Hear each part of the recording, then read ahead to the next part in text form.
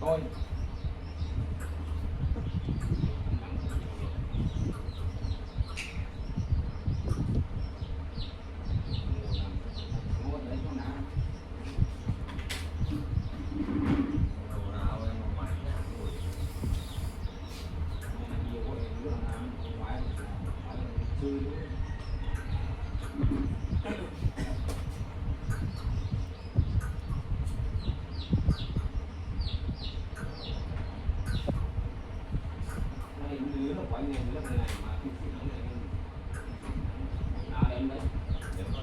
Châm độc của em ở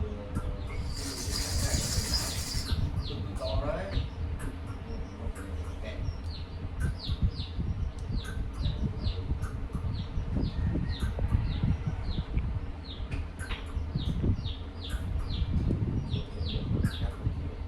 Điền nó khỏe cái gì mày đẹp ơi, có đâu.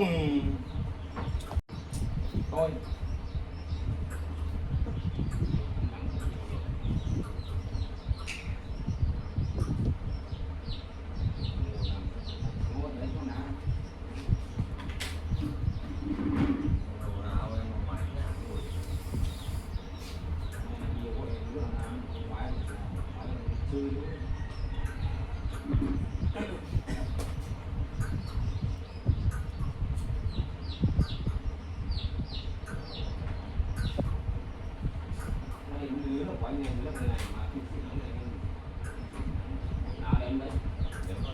Châm độc của em ở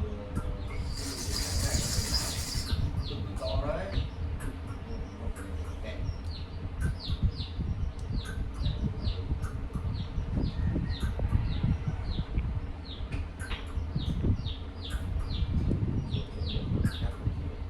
Điền nó khỏe cái gì mày đẹp ơi, có đâu.